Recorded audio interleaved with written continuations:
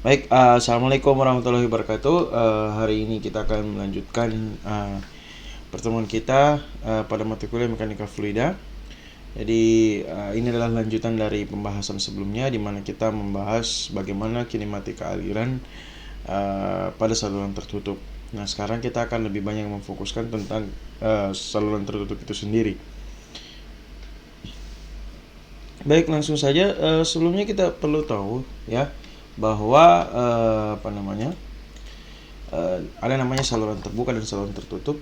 Nah, adapun saluran tertutup ini kita lebih banyak berfokus tentang bagaimana misalnya aliran air pada pipa ya misalnya. Jadi suatu zat cair yang mengalir suatu bidang batas seperti melalui pipa itu akan mengalami tegangan geser. Ya. Jadi baik saluran terbuka maupun saluran tertutup pasti akan mengalami tegangan geser pada bagian dinding-dindingnya. Dan juga akan ada yang namanya kemiringan kecepatan ya pada seluruh medan aliran akibat adanya yang namanya kekentalan ya. Nah, tegangan geser ini akan mengakibatkan kehilangan energi selama pengaliran. Kehilangan energi ini disebut kehilangan energi primer yang biasa ditulis dengan HF. Jadi pada pertemuan sebelumnya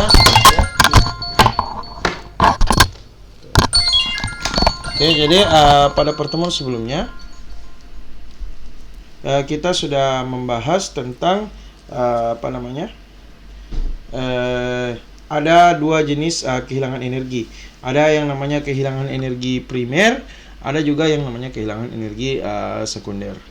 Nah, untuk kehilangan energi primer ini terjadi akibat adanya pergesekan antara cairan dengan dinding batasnya. Ya. Jadi seperti kita ketahui bahwa pada zat cair real itu ada terjadi yang namanya pergesekan antara dinding pembatas dengan aliran. Nah, itu yang biasa ditulis dengan HF. Adapun kehilangan energi sekunder ya, seperti yang sudah dijelaskan sebelumnya bahwa hal ini terjadi ketika adanya perubahan penampang. Ya, misalnya tiba-tiba penampangnya lebih besar ya, ketika terjadi perubahan pada penampang yang tadinya sempit menjadi lebar ya. Terus atau misalnya terjadi belokan pada penampang. Nah, maka di situ akan terjadi namanya kehilangan energi sekunder. Tapi karena besarnya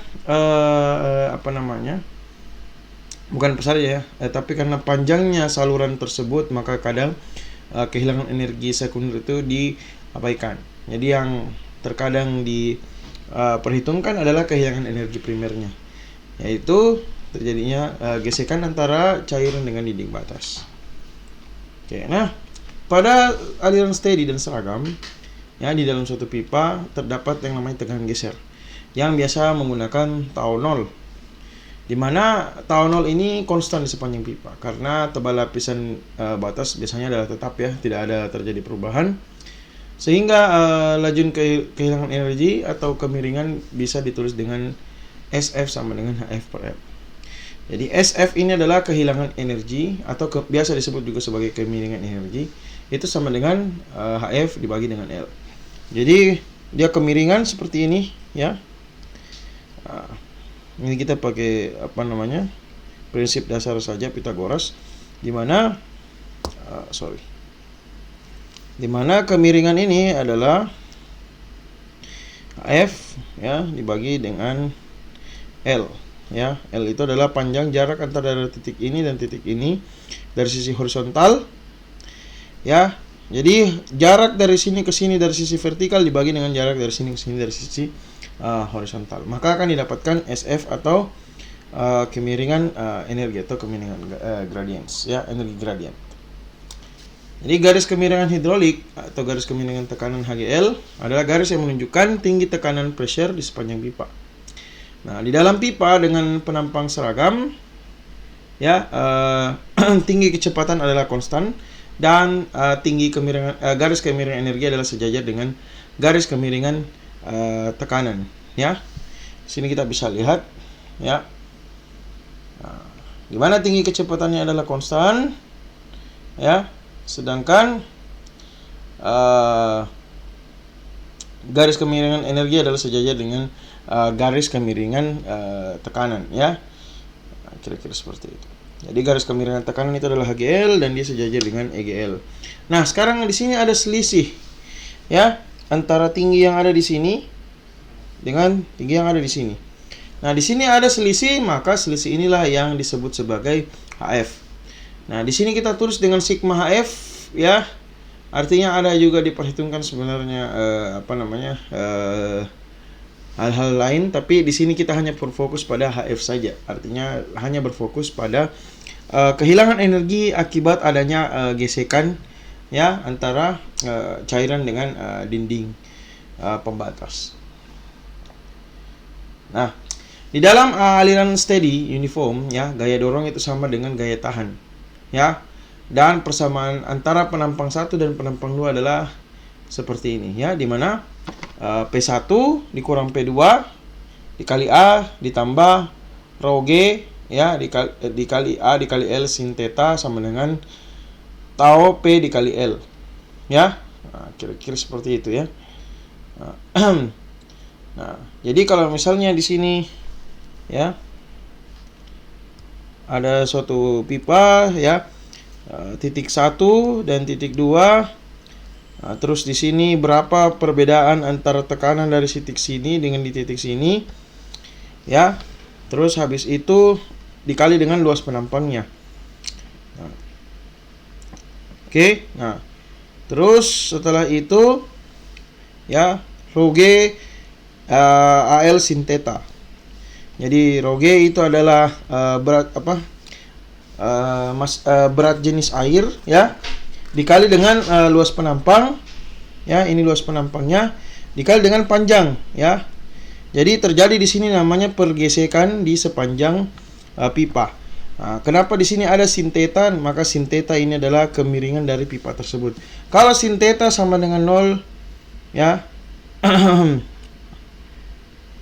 maksudnya kalau dia sin theta-nya ini sama dengan 0, maka ini dia diabaikan ya. Terus di sini juga ada tau PL ya, tau dikali PL, maka ini adalah sama dengan tegangan geser dikali P ya dikali dengan L ya, kira-kira seperti itu. Oke, P atau keliling basah ya, dalam artian di sini pipa ya. P dari pipa itu adalah kelilingnya ya, kelilingnya berapa ini? Keliling dari pipa tersebut. Jadi kalau misalnya di sini diameternya D ya, maka P sama dengan Pi dikali dengan D. Maka itu sama dengan keliling basah, sama dengan perimeter. Maka ya, kalau kita sederhanakan dia jadi seperti ini ya, di mana P1 dikurang P2 dibagi dengan rho G ya, terus ditambah dengan Z1 kurang Z2 ya. Kalau kita lihat di sini ada Z1 dan Z2. Z1 ini ada, jadi di sini ditarik garis tertentu dan dia dijadikan sebagai garis referensi untuk mendapatkan berapa nilai Z1 dan berapa nilai Z2. Nah, dimanapun garis ini diambil, walaupun kita mau ambil di garis di mana ini adalah Z sama dengan Z2 ya, maka ini tetap sama dengan Z1 ya.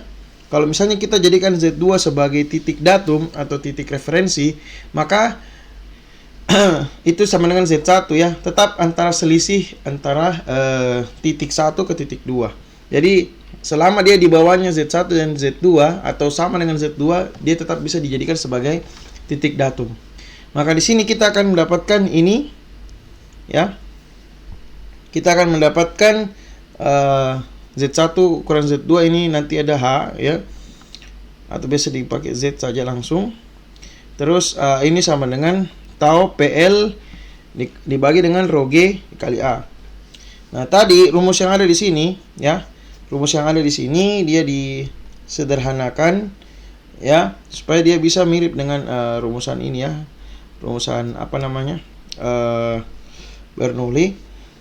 Maka semua yang ada di sini dia dibagi dengan rho G ya, dibagi dengan rho G. Ini juga dibagi dengan rho G. Terus dibagi dengan apa tadi itu? Oh, dibagi juga dengan A. ya, dibagi dengan rho, dibagi dengan G, dibagi dengan A. Karena dia dibagi dengan rho, dibagi dengan G, dibagi dengan A, maka ini habis, ini habis. Ini habis, ini habis. Ya, ini dibagi dengan rho G A. Maka dia akan jadi seperti yang ada di sini, ya. Nah, setelah itu, maka di sini didapatkan bahwa HF itu sama dengan ini, ya. Dan kalau dia disederhanakan, maka dia akan menjadi seperti ini, di mana HF itu sama dengan perbedaan tekanan P1 dikurang P2 dibagi dengan rho G. Jadi ini adalah perbedaan tekanan antara titik 1 dan 2. Kalau yang ini, ya, sorry, ini yang ini, ya, ini perbedaan tekanan. Kalau yang ini adalah perbedaan elevasi, ya, perbedaan elevasi antara titik 1 dan titik 2, ya. Oke, kira-kira seperti itu. Oke, nah sekarang kita akan lebih banyak berpusat ke pembahasan tentang head loss. Apa itu head loss? Head loss ini adalah kehilangan tekanan, ya, yang terjadi akibat adanya geseran antara aliran steady, ya, aliran yang seragam, diberikan oleh Darcy Weisbach, ya. Saya tidak tahu apa betul begitu pengucapannya. Maka HF di sini adalah lambda lambda dikali dengan L, di mana L itu adalah panjang, V pangkat 2 itu adalah kecepatan, G dan D, G ini adalah percepatan gravitasi, dan D ini adalah diameter, ya, diameter. Sedangkan lambda ini adalah koefisien tak berdimensi. Biasanya dia diberikan, angka lambda ini diberikan tergantung dengan bagaimana kondisi dari pipa yang digunakan, ya. Nah, untuk aliran turbulen dapat ditunjukkan dengan fungsi yang merupakan kekasaran relatif, yang biasa disebut sebagai bilangan Reynolds. Jadi bilangan Reynolds ini, ya, itu sama dengan V dikali D, ya, dibagi dengan mu, ya, mu. Nah, kira-kira seperti itu, ya. Maka rho dikali mu dikali D dibagi dengan ini apa sih namanya, mu, ya. Jadi baik angka ini maupun angka ini masing-masing tergantung dari jenis cairannya, ya. Jadi ada namanya kekentalan kinematis, ya. Kinematis. Nanti kalian bisa cari di Google. Ada kekentalan dinamis, ya. Saya tidak tahu apakah ini terbalik atau enggak. Nanti kalian bisa cari. Untuk lebih tepatnya kalian bisa cari nanti apakah yang ini yang kinematis, ini yang dinamis. Nanti bisa dicari lebih detail, ya.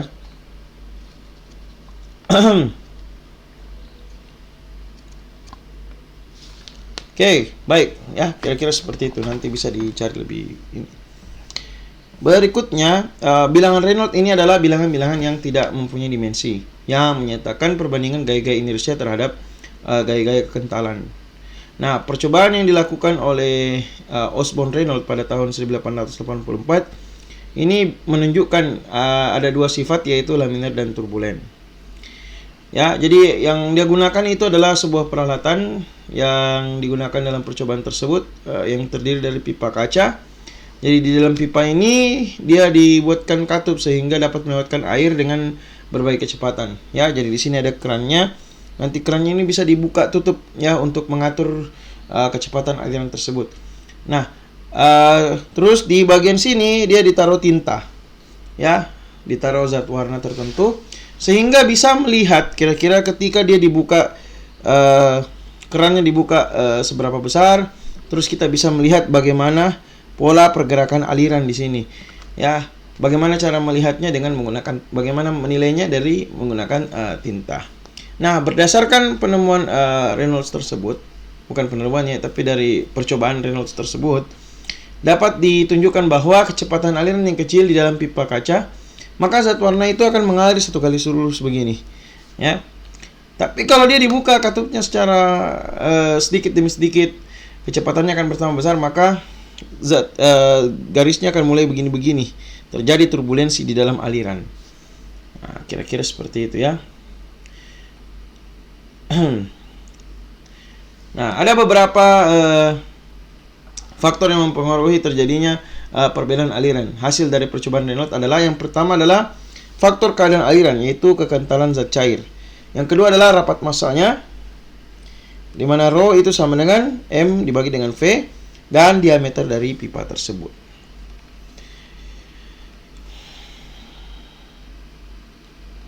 Oke, baik. Oke, saya koreksi tadi ya, kekentalan kinematis itu yang Rho. Oh iya, sudah benar. Oke, kekentalan kinematik itu adalah mu ya. Sedangkan kekentalan mutlak ini adalah yang ini ya, mu ya. Nah, kira-kira seperti itu ya. Nah, dimana V itu adalah kecepatan rata-rata, sedangkan apa tadi itu? Mu itu adalah kekentalan kinematis, terus D itu adalah garis tengah diameter, Rho itu adalah rapat massa, dan ada juga namanya kekentalan mutlak. Nah, berdasarkan percobaan yang dilakukan oleh Reynolds, dia mengklasifikasikan bahwa ada namanya aliran laminer. Jadi aliran laminer itu adalah aliran yang dibilangan Reynolds-nya tadi ya, berdasarkan persamaan tadi yang ini. Kalau dihitung dia Reynolds number-nya di sini, ini dibagi dengan ini, maka kurang dari 2000 ya, kurang dari 2000 ini masuk dalam kategori laminer ya. Kalau dia di bawah 2000, laminer. Kalau dia lebih besar dari 4000 ya, kurang dari 2000, laminer ya. Kalau lebih dari 4000, turbulen. Adapun selisih antara 2000 dan 4000 ini dia dikatakan sebagai batas kritis ya, kritis bawah dan kritis atas. Biasa dikatakan juga sebagai aliran transisi. Oke, jadi ada laminar, ada turbulen, dan ada transisi. Kalau laminar ini kita kenali dengan itu tadi, dia punya garis aliran itu dia lurus-lurus saja. Kalau dia turbulen, itu dia terjadi turbulensi seperti ini. Oke. Nah, untuk aliran tenang di mana dia merupakan aliran laminer ya, itu bisa dihitung berapa kehilangan energinya dengan menggunakan rumus Hagen-Poiseuille. Poiseuille ya. Itu dia sama dengan 32 dikali ini ya, mu dikali L dikali V dibagi dengan Rho dikali G dikali D pangkat 2. Sedangkan nilai setelah kita sederhanakan, maka kita akan dapatkan nilai lambda itu sama dengan 64 dibagi dengan RE. Oke. Nah, koefisien gesekan pipa itu tergantung pada parameter aliran. Jadi apabila pipa mempunyai sifat hidrolis yang halus, parameter tersebut adalah kecepatannya, diameternya, dan kekentalan zat cairnya ya.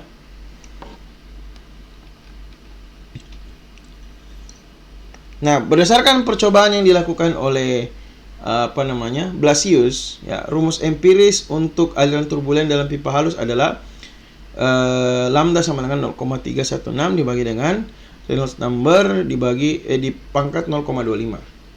Tetapi rumusan ini hanya berlaku untuk yang angka Reynolds-nya adalah di atas 4000 dan di bawah 10.000 ya, 10 pangkat 5 itu 10.000 ya. Nah, jadi ada beberapa percobaan-percobaan yang dilakukan oleh berbagai macam peneliti ya, misalnya dilakukan oleh Pratt dan Nikuradze ya. ada istilahnya zona turbulen halus, tapi ini kita tidak akan bahas lebih banyak. Ini hanya sekedar untuk pengetahuan saja, karena di sini telah dilakukan banyak penelitian yang terkait tentang bagaimana menentukan berapa kira-kira Reynolds number lambdanya ya.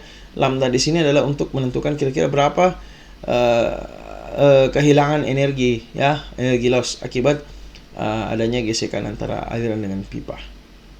Ya, ada juga ini Karman dan Pran, saya tidak tahu juga bagaimana cara pengucapannya ini. Dan dia diplot dalam Moody diagram. Ya. Ini yang namanya Moody diagram. Nanti kalian bisa cari di Google, ada banyak Moody diagram yang bisa dilihat. Nah, adapun untuk nilai K ya, di sini untuk melihat melihat Moody diagram ini membutuhkan K. K ini adalah relative roughness digunakan K per D, di mana K itu adalah bisa dilihat di sini ya. Kalau untuk kaca itu dia punya nilai K 0,0015 dan seterusnya, bisa dilihat di sini juga. Oke, nah sekarang kita coba untuk membahas beberapa contoh soal untuk memudahkan kita untuk paham pada materi yang dibahas pada hari ini.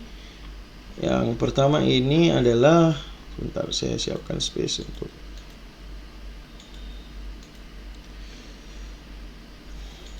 kita coba misalnya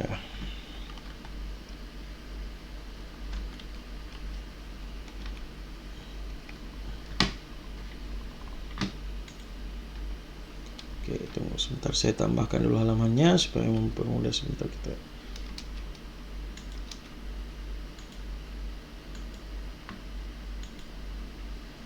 Oke, baik. Baik, saya mulai di sini. Soal pertama adalah terdapat sebuah minyak dengan kekentalan kinematis V sama dengan 1,17 dikali 10 pangkat minus 4 meter kuadrat per detik mengalir melalui pipa sepanjang 3000 meter dan berdiameter 30 cm dengan debit aliran Q sama dengan 40 liter per detik. Nah, kira-kira bagaimana cara menghitungnya kira-kira kalau seperti ini? Yang pertama kita lakukan, kita cari apa yang kita ketahui dulu. Di sini ada kekentalan kinematik nu, ya. Maka yang kita perlu ketahui di sini sekarang V-nya dulu, karena kita sudah punya Q, kita punya diameter, ya. Otomatis kita punya A-nya berapa ya? Di sini kita dapat Q-nya, maka V sama dengan Q dibagi dengan E. Di mana Q itu sama dengan 40 liter per detik. Ya, 40 liter per detik. Terus kira-kira kalau kita mau konversi dia ke meter kubik per detik bagaimana ya? 1 liter itu sama dengan 1000 cm kubik. Maka ketika kita turunkan dia ke meter kubik, artinya dia dibagi dengan 1 juta. Artinya 40 liter itu sama dengan 0,040 ya meter kubik per detik. Sedangkan A-nya di sini adalah Pi dikali 0,3 ya. Kenapa 3? Karena di sini 30 cm.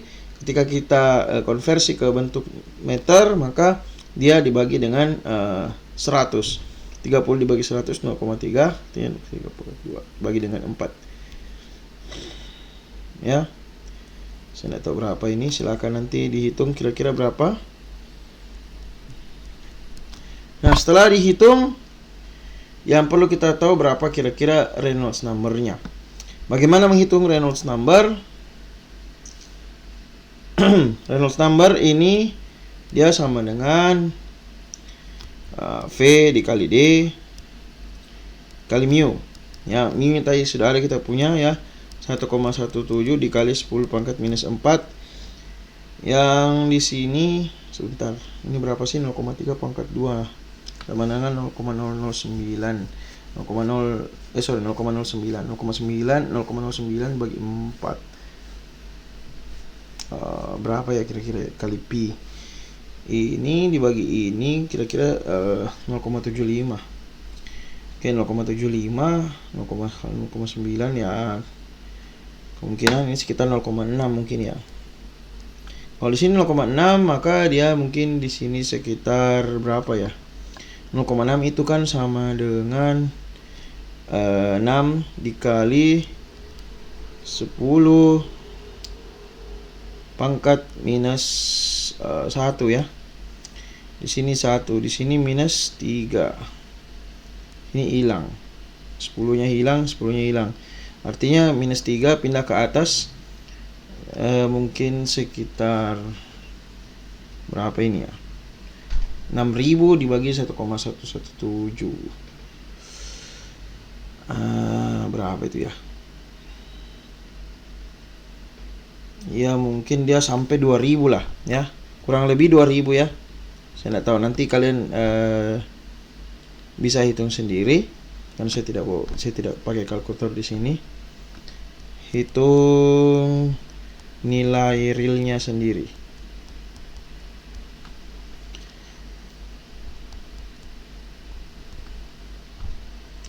Oke, terus karena kita sudah tahu dia kira-kira kurang dari 2.000, maka dia masuk kategori laminer.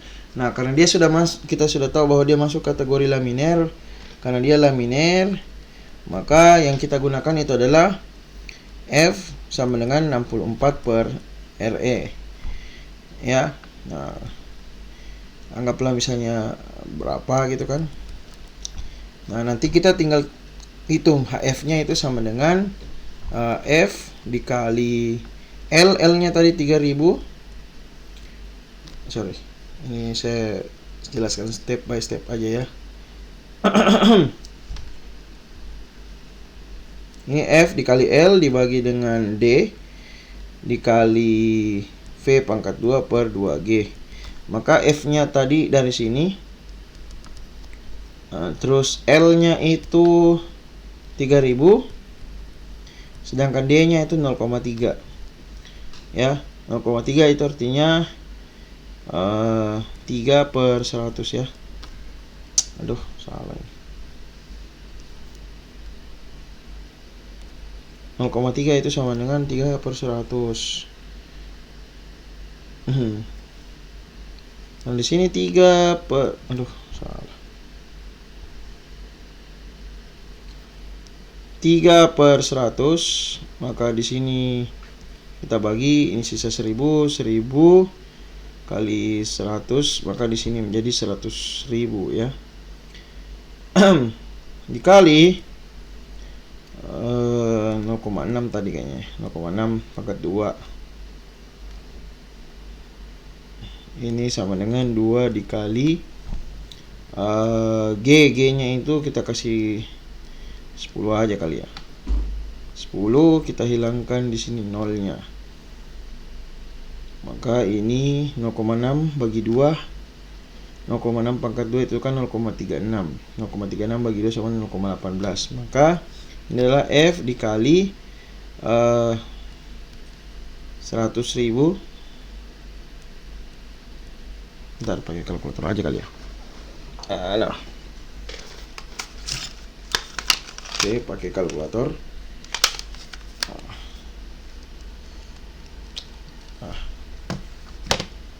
Tapi kan mati pakai kalkulator. Ini aja.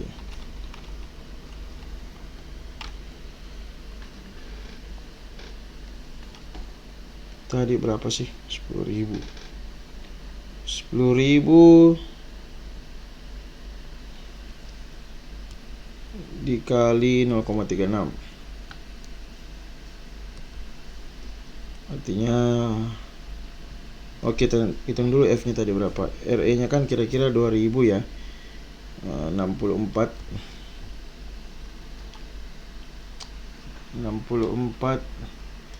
dibagi 2.000, 0,032.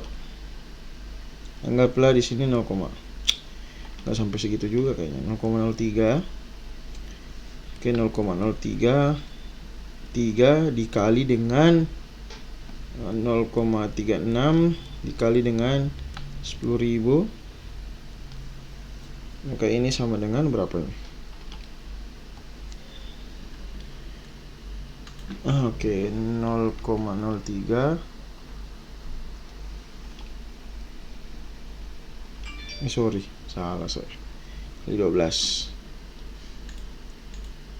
Oke, terus dikali dengan 10.000.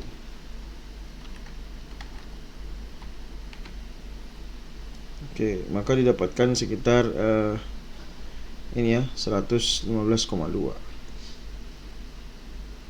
Oke.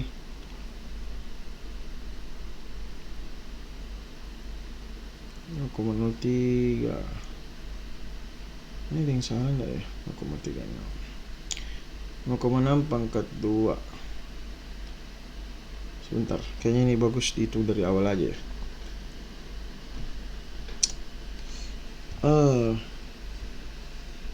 Kita hitung mulai dari sini ya. Tadi 64 dibagi RE.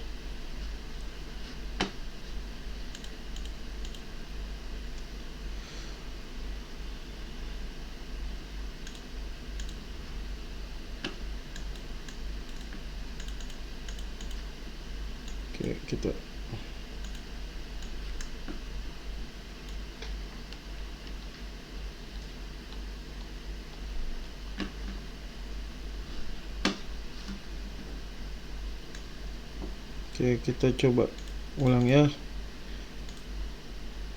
64 dibagi dengan RE. RE nya tadi sekitar 2000 ya. 1800 aja saya kasih ya. Nah, oke, di sini kita dapat 0,035. Ya, jadi saya masukkan dulu di sini. Bentar. 0. Saya hapus semua dulu ya.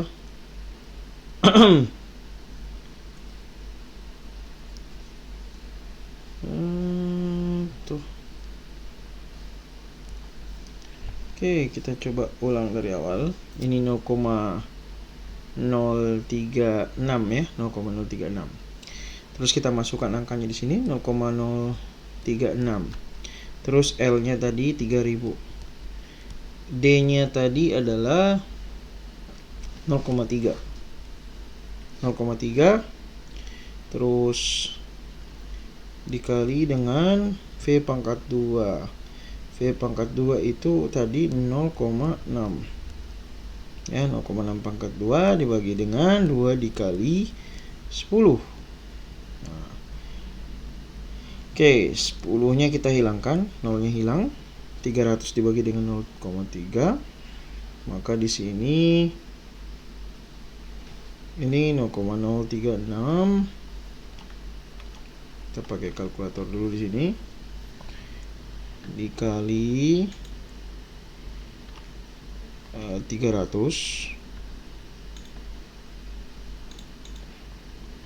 dikali 0,6 dikali 0,6. Terus setelah itu dibagi dengan 0,3 dibagi dengan 2. Maka di sini kita dapatkan HF sama dengan 6,4 ya, meter. Satuannya meter ya, satuan dari HF ini adalah meter. Oke, kira-kira seperti itu. Baik, untuk soal yang berikutnya, ini nilainya nggak real ya, karena tadi ada banyak yang kita bulatkan ya, kita sederhanakan. Jadi silahkan ini jawaban yang benar, jawaban dengan angka yang benar dikerjakan, dihitung ya, dihitung dan dikumpul pada Google Classroom ya.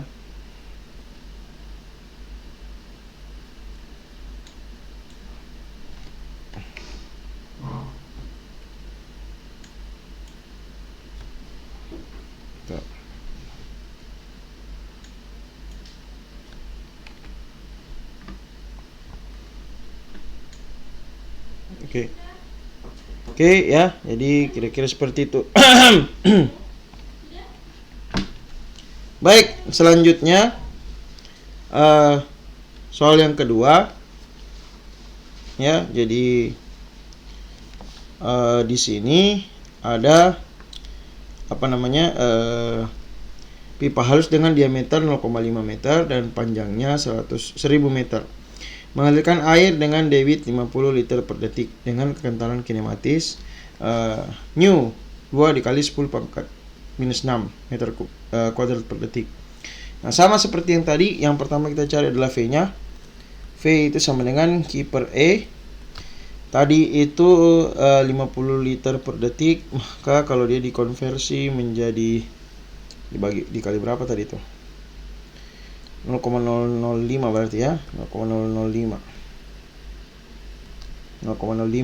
dibagi dengan A-nya itu 0,5 meter dikali dengan tadi pi pangkat 2 dibagi dengan 4 ya, kira-kira seperti itu. Terus nanti dicari berapa Reynolds number-nya. Setelah itu dicari F-nya berapa. Sesuaikan, kalau misalnya dia Reynolds-nya lebih dari 2000, maka mungkin rumus yang lain akan digunakan. Jadi nanti PPT-nya akan saya bagikan, nanti silakan digunakan, dihitung di ini sendiri ya. Silakan dicari sendiri kira-kira dari semua formula yang sudah dipelajari tadi yang mana yang digunakan. Oke, jadi untuk tugasnya ada 2 yang harus dikerjakan. Yang pertama adalah yang ini. Sama dengan yang tadi, yang dihitung hanyalah HF-nya berapa. Seperti halnya soal yang ada sebelumnya ya. Yang dihitung adalah HF-nya, kehilangan tenaga. Kehilangan tenaga dihitung dengan cara seperti yang tadi. Oke, baik, mungkin sekian dari pembahasan saya hari ini. Terima kasih atas perhatiannya. Silakan dikerjakan tugasnya, dikumpul melalui Google Classroom ya, dua-duanya. Oke, saya tutup. Wassalamualaikum warahmatullahi wabarakatuh.